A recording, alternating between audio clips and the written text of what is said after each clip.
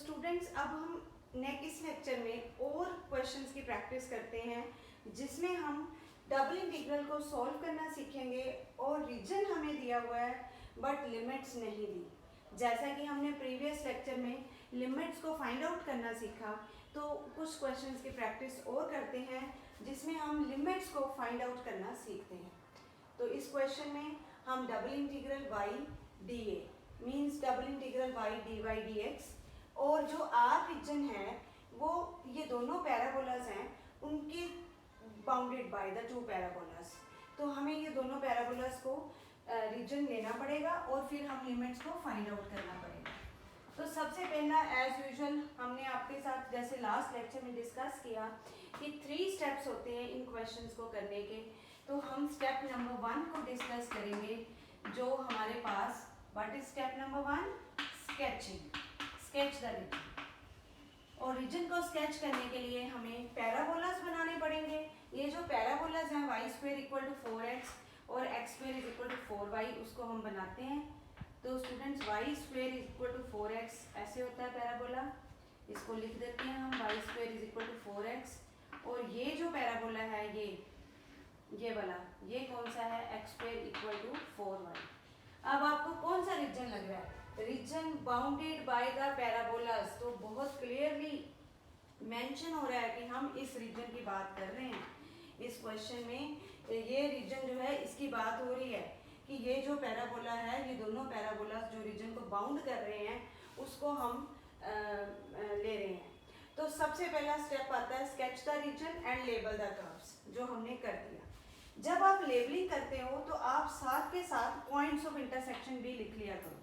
तो बेटर है हम इस दोनों को पॉइंट्स ऑफ इंटरसेक्शन को फाइंड आउट करते हैं।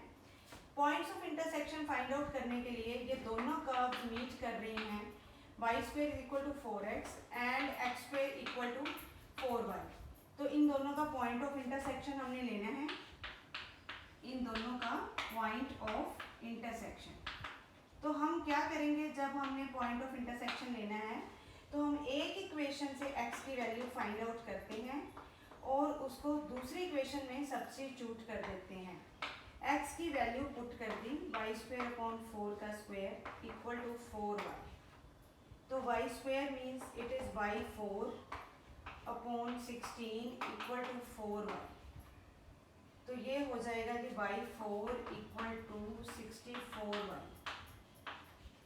जब हम इसको सॉल्व करेंगे y4 इक्वल टू 64y, तो हमारे पास हो जाएगा जी y common, y cube minus 64 equal to 0। तो यहाँ से वैल्यू आई y की 0 और y क्यूब की आई 64। y क्यूब अगर 64 है तो y आ गया 4। तो हमारे पास y की 2 वैल्यूज आ रही हैं 0 एंड 4।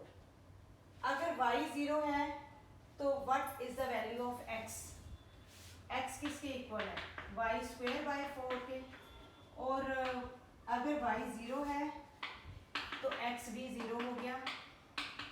तो ये पॉइंट आ गया 0,0। तो आपको ये दिखाई दे रहा है, ये जो पॉइंट है 0,0, दोनों जो पैराबोलास हैं ये रीजन पे मीट कर रहे हैं। और अगर y की वैल्यू 4 है तो x की वैल्यू हो गई 4 square upon 4, 16 upon 4 that means 4। तो ये पॉइंट आ गया 4,4। तो ये जो पॉइंट है आपके सामने, ये इस पॉइंट के कोऑर्डिनेट होंगे 4,4। तो जब आप स्केच करते हो रीजन को, कर्व्स को लेबल करते हो, तो इस बात को ध्यान में रखें कि साथ के साथ आप पॉइंट्स भी फाइंड आउट कर लें, बिकॉज जो x के पॉइंट वैल्यूज हैं वो मिनिमम और मैक्सिमम हमें चाहिए। तो पॉइंट्स स्टेप नंबर 1 में कंप्लीट कर लीजिए। तो स्टेप नंबर 1 कंप्लीट हो गया, हमने बड़े अच्छे से रीजन को बना लिया, हमने पॉइंट्स को मेंशन कर लिया जहाँ पे ये दोनों कर्व्स इंटरसेक्ट कर रही हैं। उसके बाद हमारे पास नेक्स्ट स्टेप क्या आता है जी? हम क्या करेंगे, हम एक ऐसी लाइन बनाएंगे रीजन में। मैं रीजन की शेडिंग जो की है उसको इस तरह से बना रही हूँ सो दैट आपको लाइन बनानी क्लियर हो। अब हम क्या करेंगे जी, हम एक लाइन बनाएंगे, स्टेप नंबर 2 कंप्लीट करें जो y के पैरेलल हो। स्टेप नंबर 2 कंप्लीट करते हैं, we draw a line parallel to y axis. तो ठीक है जी, हम यहाँ पे लाइन बनाई। मैंने आपको बताया था कि लाइन आप थोड़ी सी स्ट्रिप की फॉर्म में बना लिया करें, थोड़ी थिकनेस होगी और आप उसका लोअर पॉइंट और हाईएस्ट पॉइंट लिख लिया करें, उससे आपको इजी रहता है। ये जो लाइन आपने बनाई, इसमें ये जो लोअर वैल्यू आ रही है ये इस पैराबोला से आ रही है। कौन से पैराबोला से आ रही है? ये वाला। और ये कौन सा पैराबोला है? X square equal to 4y। तो y की वैल्यू क्या हो जाएगी इस पैराबोला से? X square by 4। तो y की लोएस्ट वैल्यू, जो लोअर वैल्यू है वो y की आ गई एक्स स्क्वायर बाई 4।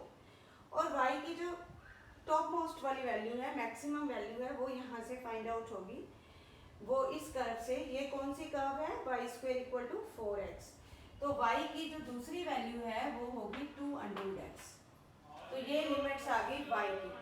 y की लोअर लिमिट आ गई एक्स स्क्वायर बाय 4 और y की जो अपर लिमिट है वो आ गई 2√x। तो these are the limits of y। ये स्टेप नंबर 2 से हमने कंप्लीट कर दिया। और जो स्टेप नंबर 3 है उसमें हम क्या करेंगे, हम देखेंगे कि कौन सी इस रीजन में x की लोएस्ट वैल्यू है और x की हाईएस्ट वैल्यू है। तो आपको दिख रहा है जी x की लोएस्ट वैल्यू है 0 और x की मैक्सिमम वैल्यू है 4। तो x वेरी करेगा 0 से लेके 4 में।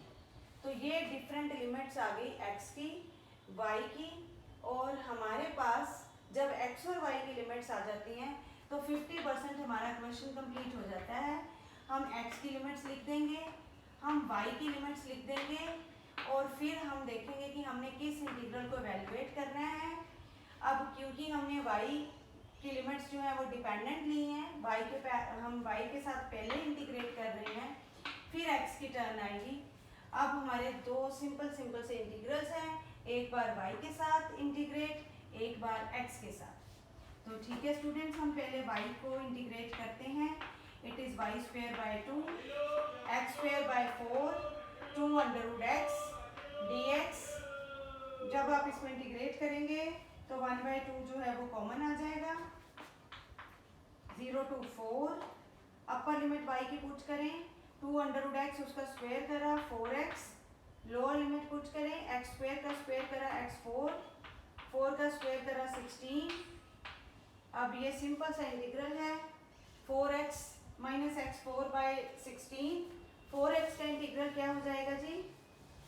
4x स्क्वायर बाई 2, x4 का integral x5। Limits from 0 to 4, 1/2